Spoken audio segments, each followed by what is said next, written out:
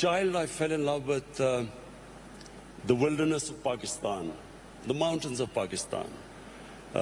All our summer holidays were spent in the Himalayas. And so from that time onwards, what I loved about Pakistan was its wilderness, its mountains. With age, I saw these mountains, this wilderness disappearing. And especially the way we destroyed our forest cover. I always resolved the second thing, that if I ever got the opportunity, I would make sure that we preserve this God-given beauty of our country. And we start a reforestation campaign. So in 2013, my party won an election in one of the provinces, which was the former northwestern western province called Pakhtunkhwa. And that's when we started one of the most ambitious campaigns to plant 1 billion trees in 4 years. And against all odds, we did it.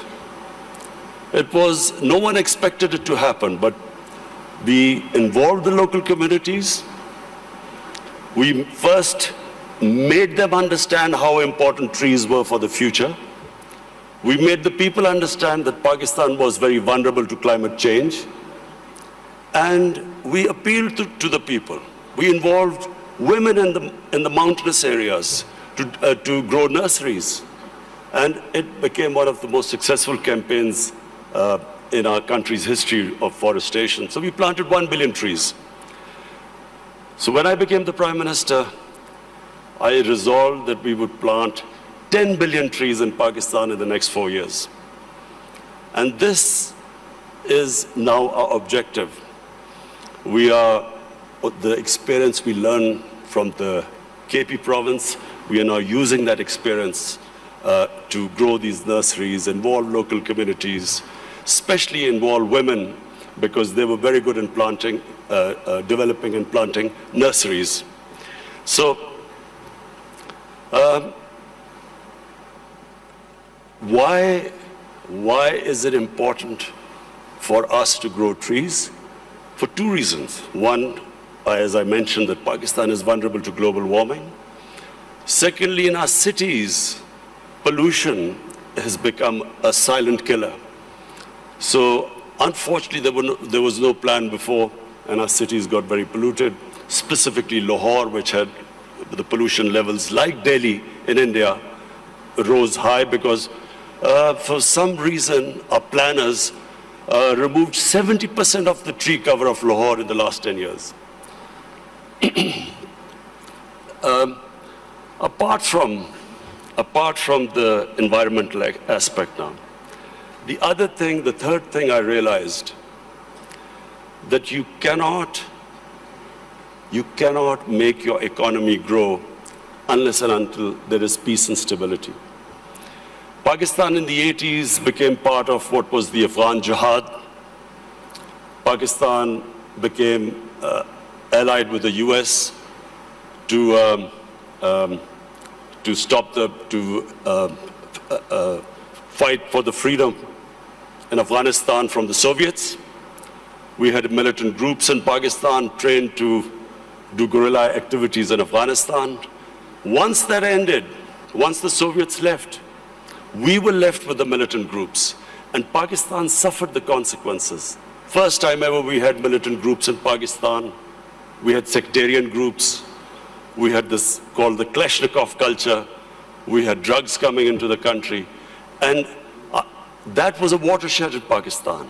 Things started going wrong and as I repeat, for economy, you need stability. You need peace and order. So if you have armed militias in your country, that became one of the impediments on economic growth. Come 9/11, we again joined the US in its war on terror. This time, the same militant groups that were created, Pakistan was required to disarm them. So again, we went through this process. 70,000 Pakistanis died in it. And of course, what was hit was economic growth. And then the image of Pakistan, a dangerous place in the world. So when I assumed power, my government decided that from now onwards, Pakistan will only partner another country in peace. We would not become part of any other conflict. We would not join any country in its conflict. And since then, we have played our part. We have tried to ease tensions between Saudi Arabia and Iran. I also tried to, between the United States and Iran, we tried to do our part, play our part in easing tensions. In Afghanistan, in the peace process now, Pakistan is partnering with the United States to get the Taliban to talk to the Afghanistan government. It is the nearest we are to some sort of a peaceful solution in Afghanistan. The third issue, economics. When my government came into power, as you mentioned, we inherited the worst economic crisis in our history. The biggest current account deficit, the biggest fiscal deficit, where almost reserves which would have lasted a month. Since then, I must pay tribute to my economic team. And of course, we took very tough decisions. I have been in public eye for 40 years, but the sort of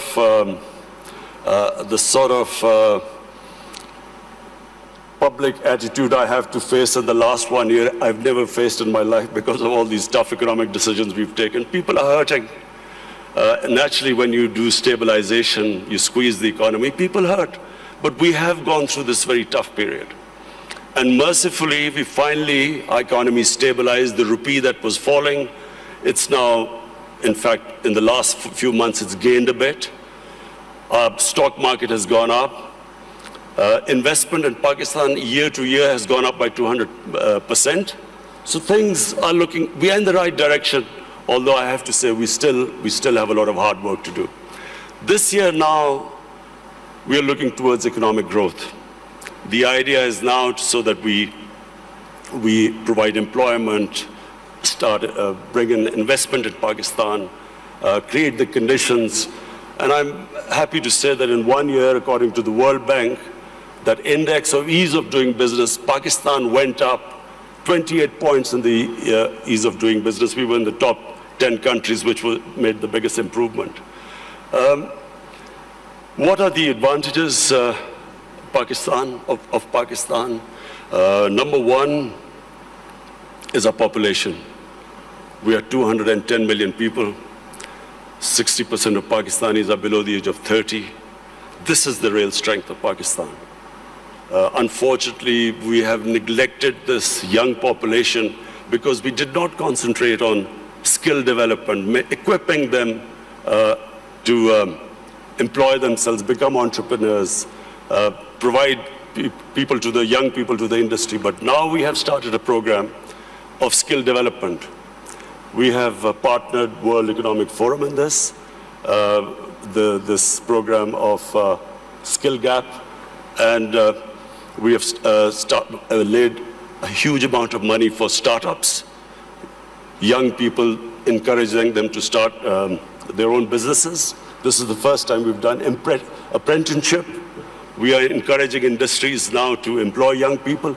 So this is really a big source. This is a big resource which will, we hope, one day lift Pakistan. The other advantages Pakistan have, number one, is our mineral wealth. Sadly, untapped. Pakistan is sitting on one of the most precious gold and copper reserves. Unfortunately, we've had a few issues, so these reserves have remained untapped, but we have enough reserves that we can pay off all our foreign debt. We also have one of the largest coal reserves. We have rare earth minerals. We have unexplored gas reserves. So the whole government attention now is to develop these resources. We also have very fertile agricultural land. Unfortunately, the practices which we have done, we have not really explored this potential. Our productivity is one of the lowest. So for that, we have got help from China. China has been in the CPEC, what is this, the Pakistan-China economic corridor. We have in that got China to help us in developing the productivity of agriculture sector. And this is, I think, one area where Pakistan can make strides very quickly, because we do have fertile land. Unfortunately, as I said, our productivity is very low. And finally, my vision of Pakistan stems from its strategic location. Pakistan is strategically placed, probably one of the most fortunate positions in the world. On the one side is China, one of the fastest growing markets, and of course, closely allied to Pakistan. Then we have energy reserves in Central Asia. And the moment there's peace in Afghanistan, we then have access to all the markets in Central Asia. Then we have Iran, and hopefully, if things settle down, Iran also, the more we trade with Iran, both countries will benefit.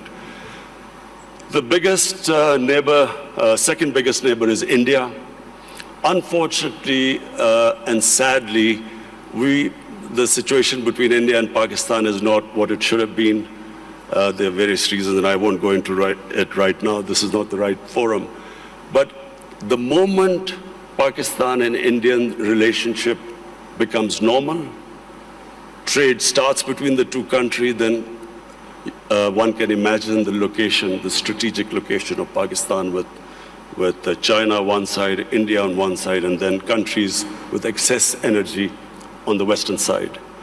I am someone who believes that in Pakistan, the moment we get our governance right, that is the real issue. Sadly, our governance, in the past 30 years, the way our governance deteriorated, that was one of the biggest reasons that we have not been able to fulfill our potential as a country. The country has tremendous resources, young population, strategically located. From now on, my government's biggest challenge now is how we can improve our state institutions, so we can improve our governance, so we can tap our potential. Thank you. वज़ीर आज़म Imran Khan World Economic Forum में खिताब कर रहे थे, खुसूसी session, उससे वज़ीर आज़म का खिताब हम आपको बराह रास्त दिखा रहे थे जब वज़ीर आज़म ने अपने खिताब का आगाज़ किया, गुफ्तगू का आगाज़ किया. For your country, also very impressive, without any manuscripts, so eloquent, laying out your visions. Last year, foreign direct investments to Pakistan increased with 70%. I guess this is also related to the fact that you alluded to in your speech that the security situation is much better. I think also the energy supply is much more predictable. So what is your interpretation of this increase in FDIs? Do you want more FDIs? And are you pretty sure that you're going to be able to keep the security situation at this level and also further develop and improve when it comes to predictability on the energy side? Well, you know, in 2019 was the safest year in Pakistan since 9/11. And when Pakistan participated in the US war on terror, the security situation deteriorated, and for a time, you know, there were bomb blasts going on, and there was no question of foreign investment coming in. There were foreign advisories from various countries. So we had a real dip in foreign, as understandable if you have a security situation that bad. So 2019 was the most, the safest year after 9/11. And that was reflected in our tourism. And between 2018 and 19, our tourism doubled in 1 year. And really, this is the great potential of Pakistan in tourism, which is untapped completely. Because Pakistan has historical tourism. It has that 5,000-year-old Indus Valley civilization, the Mohenjo-daro civilization, which is one of the oldest. Then it has religious tourism.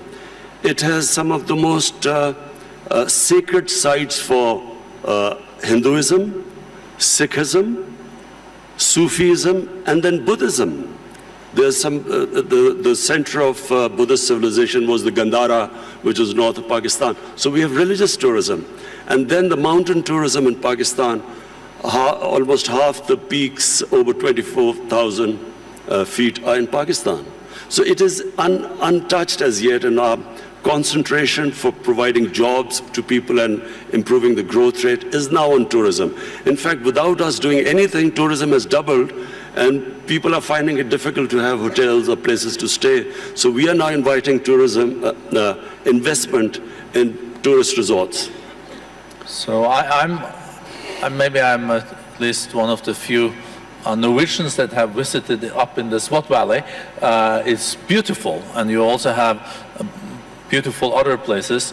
I think Swat Valley used to be the honeymoon place even in Pakistan. Is it now also, you see tourism also in these areas where the Pakistani Talibanis used to run, and you're not concerned that Pakistani Talibans can come back, and you're pretty sure that this is on safe footing? You see, in Pakistan now, virtually there's no terrorism in Pakistan, and I have to pay tribute to our security forces. They did such a brilliant job, and it was for a while, we went through a really difficult period, but thanks to them, there is hardly any terrorism. I mean, you have the odd problem, but you know that you have anywhere in the world. Problem now is we need peace in Afghanistan and stability. Whatever terrorism now comes into Pakistan every now and then is from Afghanistan, and that's why this peace process in Afghanistan is very important. The quicker Afghanistan settles this peace and stability, it's not just only good for Pakistan from the terrorism point of view, but also the connectivity to Central Asia, and which will benefit both Afghanistan and Pakistan.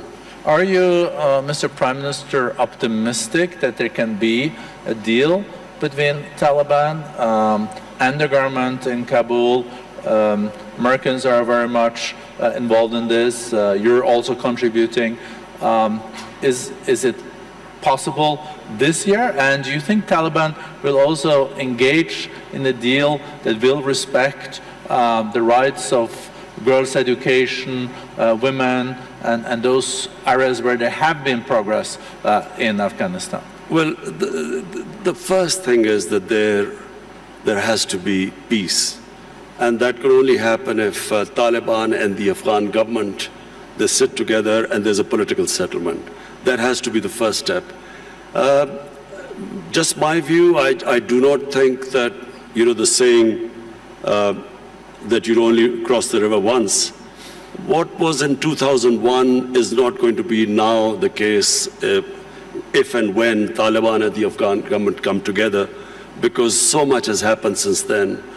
So I think it would be a completely different scenario. But the most important thing right now, and it's not going to be easy, but it is the only option, that the Taliban and the Afghan government sit together. Whenever that happens, it will have turbulence, but it is the only way forward. There is not, and there never was, a military solution in Afghanistan.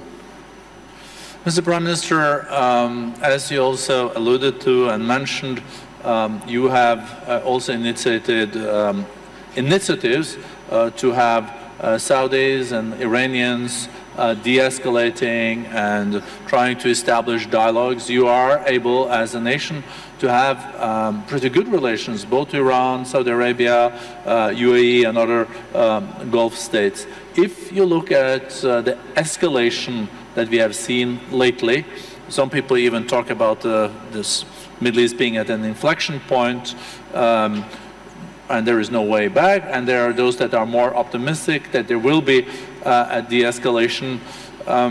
You will continue to contribute in that process, and how do you see that unfolding in the year to come after Americans killed General Soleimani and etc.? Is U.S. deterrence back in the region? Are you short-term, medium-term optimistic on de-escalation, or is this something that really keeps you up at night? Look, let me just, first of all, make a statement. I do not understand why countries go to resolve the differences through military conflicts. Because whenever, and this is just in our lifetime we've seen this, the moment you start a military conflict, you don't know where it is going to go. You can start a conflict, you don't know when it will finish. And then it has unintended consequences. So we have seen in front of our eyes Pakistan joining the US war on terror, and I was the one who was objecting to it. I was openly against it, and I thought Pakistan should have stayed neutral. It should not have become partisan, because Pakistan had nothing to do with 9/11. There were no Pakistanis involved. Al-Qaeda was in Afghanistan. And I remember then President Musharraf telling us, it's only a matter of a few weeks. So 70,000 people dead later, 10 years later, over $100 billion lost to the economy later, you know, finally we realized we had made a mistake. And the US in Afghanistan, I mean, 18, 19 years of this war and what, $1 trillion down the drain. So I do not think this is a way to resolve issues. And the worst thing that could happen is if there's a conflict between Iran and the US and its allies, it'll be a disaster. It'll be a disaster for us, Pakistan, it'll be a disaster. It'll be a disaster for the developing world because the oil prices will shoot up. Already we are trying to barely manage our budgets and our current account situation. Suddenly everything will be offset. It'll cause poverty in the world. And God knows how long it will go on. So, you know, we in Pakistan pray that this does not happen. We have tried our best. We've already talked to Saudi Arabia, Iran, the United States. I spoke to President Trump yesterday, and I told him that this would be a disaster for us if this war starts. Did he agree?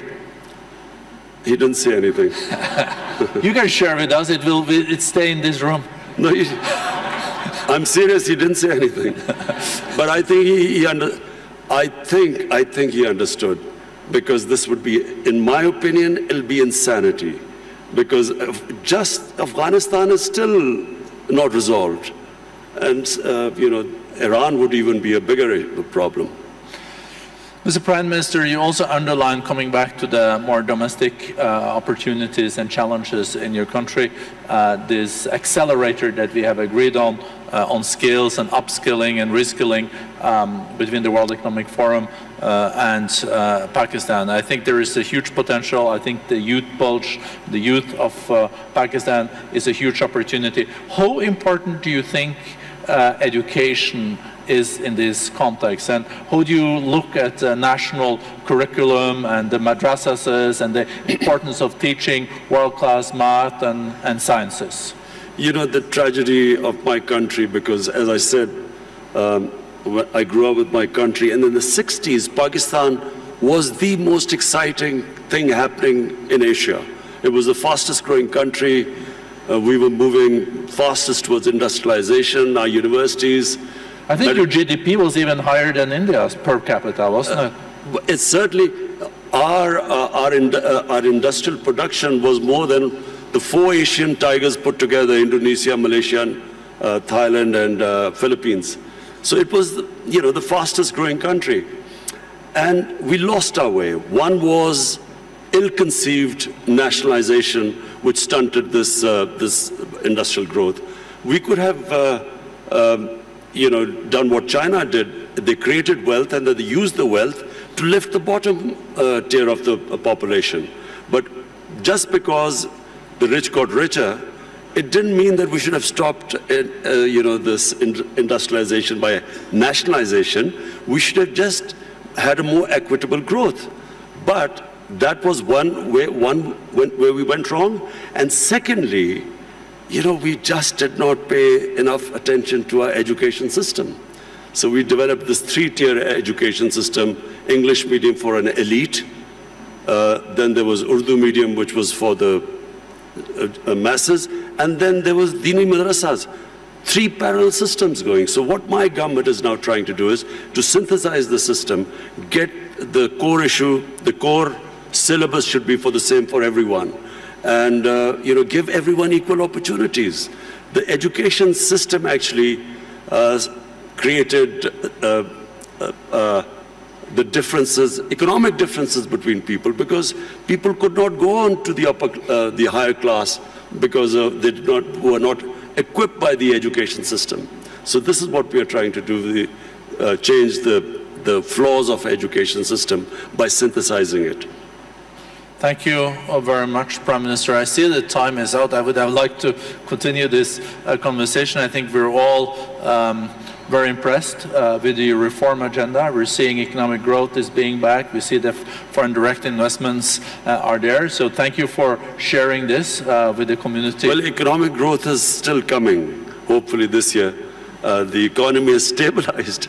The growth is the second thing. As I said, I have never been insulted so much. Not insulted is not the word, but lacerated by the media, the way the media has attacked me because of the stabilization program. But this now, 2020, is the year we want to lift our growth rate and provide jobs to our young people. And I think you can also rely on the Davos community when it comes to supporting your agenda for reforms in your country, so you get back growth and a more inclusive growth. Thank you so much, Mr. Prime Minister. Pakistan सिर्फ अमन का शराकतदार होगा, किसी तनाज़े का हिस्सा नहीं बनेंगे। ऐसा कहना है वज़ीर आज़म पाकिस्तान इमरान खान का वर्ल्ड इकनॉमिक फोरम का खुसूसी सेशन। उसमें वह शरीक थे। गुफ्तगू करते हुए उन्होंने ये भी कहा कि सऊदीया और ईरान के दरमियान और साथ ही साथ अमरीका और ईरान के दरमियान कशीदगी कम कराने के लिए किरदार अदा कर रहे हैं। अफगानिस्तान के बारे में जब उनसे सवाल किया गया तो उन्होंने कहा कि अफगानिस्तान में पुरअमन हल के लिए कोशिश की है और जल्द ही इसके नताइज सामने आना शुरू हो जाएंगे।